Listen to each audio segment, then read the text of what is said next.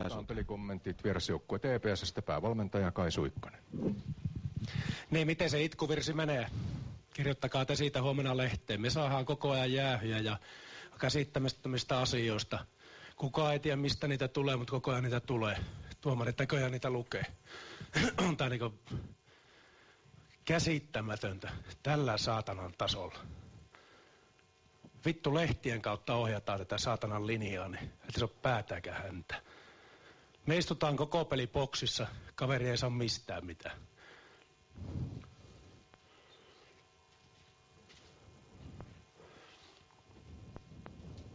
Jos peliä tässä nyt viittii analysoida, niin 2 ensimmäistä maalia meillä vaihtovirhe. Pakit tuli keskialueelta, ei saatu tarpeeksi hyvää ja pakit tuli vaihtoon, molemmista pääsi kaveri iskee. Viimeisessä meillä oli pakki hyvin alla, mutta pikkusen taklas ohi, niin pääsi laajasta läpi. Alivoima pelasi hyvin, mutta alkaa sitä pelaa, kun koilla on sillä ne oppihan siinä pelaamaan pikkuhiljaa. En mulla muu. Kiitoksia. Sitten kotijoukkue Jyp, Risto Duffa.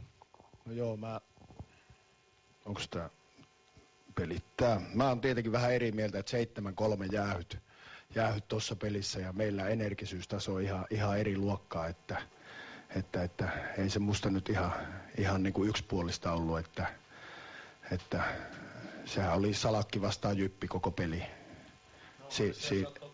No 7 kertaa jäähyllä, niin se ei nyt kovin paljon, se on ihan normimäärä.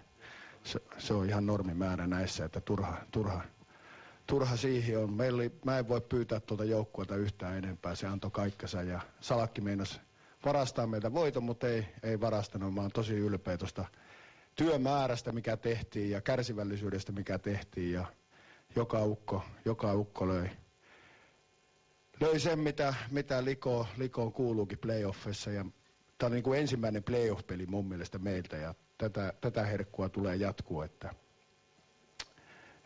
hienoa, että ratkaisu vielä Olli Sipiläinen, että joka on niinku tommosia vastaavia tehnyt ennenkin ja täällä on ollut vähän hiljaisempaa sen kanssa. On nähnyt monta kertaa, että on ratkaisu playoffin tuommoisessa vastaavasta paikasta entisessä elämässä ja nyt onnistui siinä.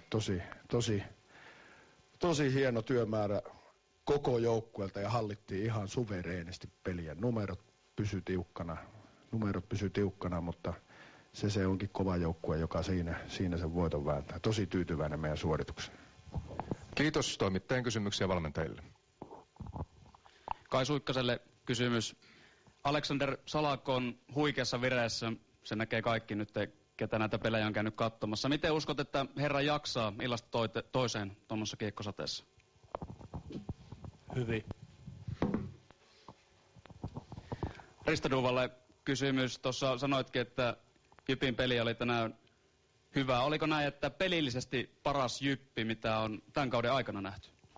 No ei varmaan pelillisesti, ollaan me paremminkin pelattu, mutta tämmöinen emotionaalinen tunne niin kuin itsensä pelin lyöminen, niin ottelu alku, siihen haettiin iskua, se tuli ja siinä on se tie, mitä meidän pitää seurata, jos me tässä nyt meinataan esimerkiksi tästä sarjosta jatkoon mennä, että mun mielestä se muistin jälki, mikä tuolla ropassa ja mielessä on, niin tuo pitää säilyttää, niin sitten jos TPS meidät sen jälkeen puottaa, niin sitten puottaa. Silloin ei voi mitään. No jos tuomareista vielä vähän keskustellaan, oliko Risto sun mielestä tuomareilta tänään onnistunut ilta? No, nuo tuomarin syyttelyt on ihan höpö. Nämä on ihan peliä. Eli tuomarit onnistu tänään hyvin?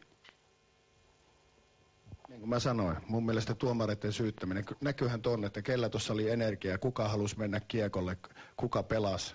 Eihän tuossa ole mitään epäselvyyttä, kellä se energia oli. Se oli meillä 100-0. Ja sitten lisäkysymyksiä.